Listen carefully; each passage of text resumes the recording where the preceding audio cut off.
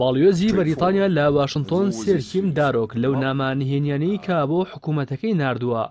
دۆناڵد ترامپی سەرۆکی ئەمریکا بە بێتوانە و ناشایستە ناو دەبات و پێشبینی سەرکەوتنەوەشی بۆ خولی دووەمی سەرۆکایەتی دەکاتەوە، بەڵام پێشبینیەوەش دەکات کۆتایی دەسەڵاتەکەی ئابڕووبەرانە بێت.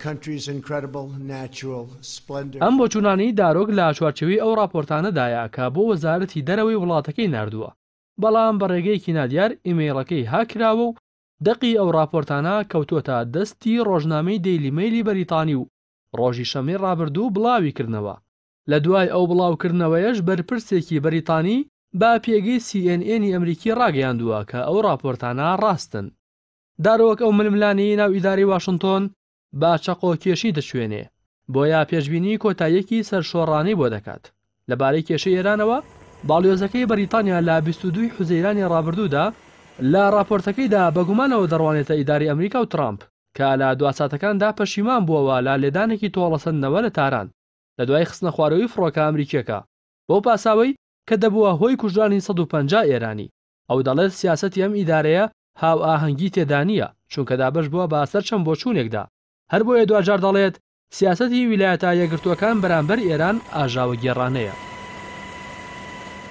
سێرکیم دارۆک بڕوای وایە کۆشکی سپی گرفتارە بەدەست کێشەی گەورەوە و دەڵێت لە ڕاستیدا بڕوامان نییە کە ئەم ئیدارەیە سروشتی ببێتەوە کە بگاتەوە ئاستەی کەمتر گرفتی پیشەی و کەمتر چاوەڕوانی هەبێت لەمانی تر و کەمتریش بێعەقڵی دیبلۆماسی هەبێت.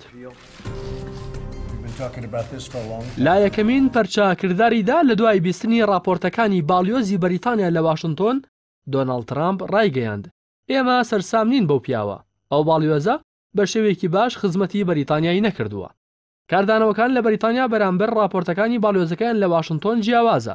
تێرێزا مەی سەرۆکوەزیران ڕایگەیاند ئەو بڕوای تەواوی بە باڵیۆزی وڵاتەکەی هەیە لە واشنتۆن، بەڵام کۆک نییە لەگەڵ هەڵسەنگاندنەکانیدا. بەڵام لیام فۆکسی وەزیری بازرگانی بەریتانیا با توندی هێرشی کردە سەر باڵیۆزەکە و ڕایگەیاند کە ئەو هەڵسەنگاندنانەی باڵیۆز ناپیشەی و نائەخلاقی و نانیشتیمانیە.